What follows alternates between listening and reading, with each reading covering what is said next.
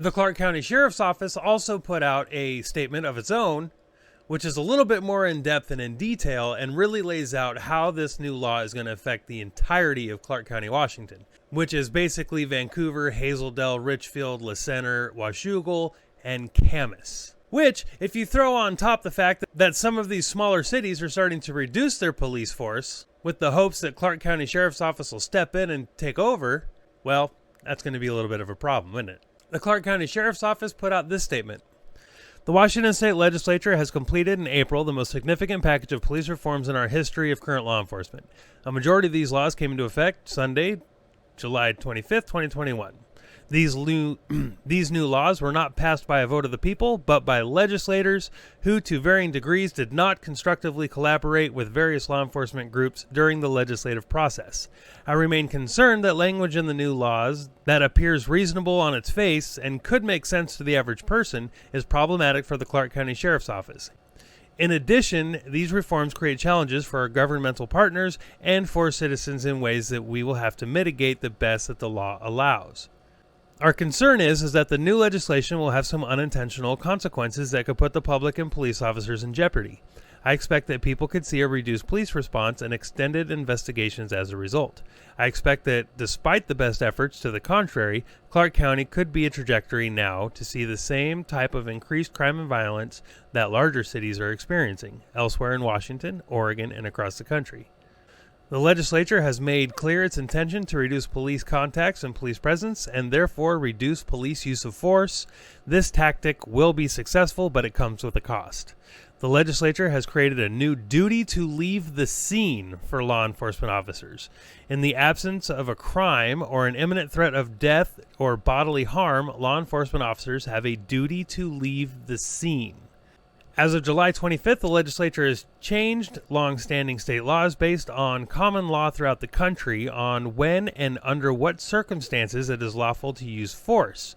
The new law prohibits the use of force in any circumstance otherwise making such use of force unlawful.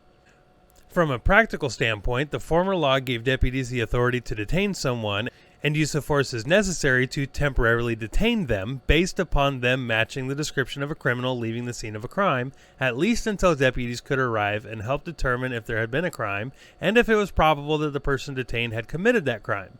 For example, as law enforcement responds to an armed robbery at a convenience store, a subject matching the description of the robbery suspect is seen running away as deputies are arriving. We no longer have the authority to physically stop and detain, if they resist, that individual under these new reforms. We now need enough information, probable cause to make an arrest, to detain the suspect using force, grabbing, holding, etc., and stop him.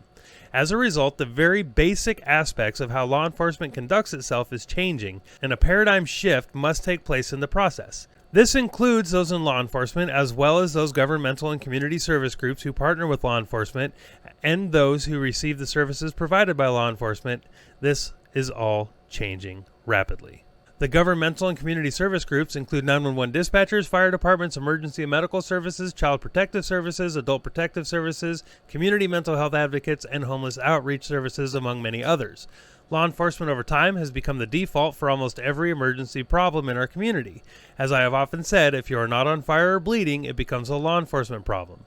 This was neither sought after nor desired, and police response and jail booking became the default for dealing with a wide variety of behaviors that at their core were not crimes or criminal conduct. This particularly relates to people experiencing substance use issues and mental crisis. These encounters routinely involve the potential of varying levels of use of force, either to get the person to leave a place of business where they are not wanted, or to get them into health services. It is now unlawful to use force on such a person for which there is not probable cause that they have committed a crime or are an imminent threat of causing death or substantial bodily harm to another. Imminent threat of physical injury or death means that, based on the totality of the circumstances, it is objectively reasonable to believe that a person has the present and apparent ability, opportunity, and intent to immediately cause death or serious bodily injury to the peace officer or another person. The new law does not allow for use of force for enforcing civil orders, for taking persons into custody for their health or welfare, for example. The terminology use of force is typically associated with lethal or deadly force. Use of force can also be forcing someone into a gurney to be transported to a hospital, mental health, or substance use treatment center. Forcing a runaway child into a patrol car to be returned home or to the hospital or other treatment center. These are examples where it is unlawful for law enforcement officers to use force. Law enforcement officers determined to have use of force unlawfully can now be decertified by the state absent the involvement of the police chief or sheriff. If police officers have a duty to leave the scene absent a crime or imminent threat of death or substantial bodily injury, then police administrators, supervisors, and dispatchers must seriously consider whether it is appropriate to send police officer to such a call. A police officer who remains on scene of a call, absent a crime or threat or imminent death or substantial bodily injury, is violating the law and is subject to being decertified by the state. New laws establish the criteria for mandatory and discretionary decertification and suspension of peace officers and correction officers for what we consider to be the potential of errors in judgment and mistakes, as opposed to intentional bad faith acts, decisions, or intentional excessive use of force. Several police agencies in the state that adopted policies regarding the new law have already reported numerous incidences indicating an inability to provide services to those on drugs, in mental crisis, and reduce public safety because of the new law. In some instances, police are being called back to a scene, perhaps repeatedly, for not having had the lawful authority to resolve the situation the first time, delivering the person in crisis to treatment, for example, because it is unlawful to use force for such a purpose under the new law. This creates a drain on already limited resources as an anti-law enforcement sentiment is swept the country. Law enforcement officers are leaving the profession in unprecedented numbers, many of them retiring early or just going and getting new jobs, often at the urging of their spouses or significant others. This has occurred with Clark County deputies.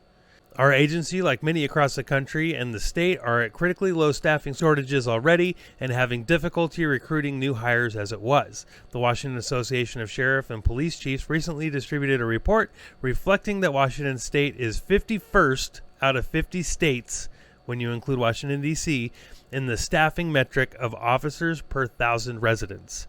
Clark County is the lowest in the state of Washington at 0.65 officers per 1,000. This staffing shortage may be further exacerbated by the duty of care doctrine created by this policing reform law. This creates a higher standard of avoiding the use of force, in part by requiring deputies to request backup deputies in effort to minimize the need for use of force. This will likely result in more deputies attending to fewer calls.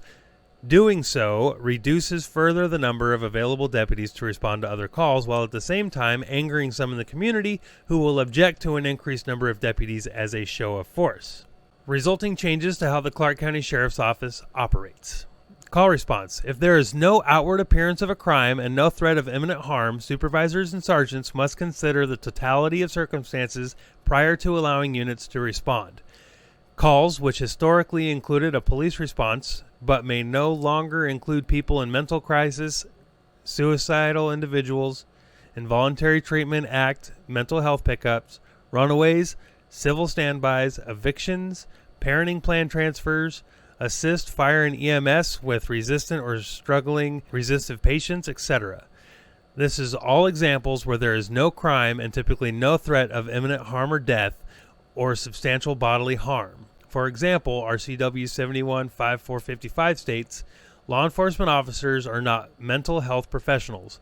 It is the intent of the legislature that mental health incidences are addressed by mental health professionals. The legislature's intent is very clear. They do not want law enforcement present at non-criminal events. For example, a person in a mental health crisis shouting on a street corner, even if openly waving a stick in the air is not committing a crime, they do not represent a threat of imminent harm or death of substantial bodily injury in the legal sense as defined by the law.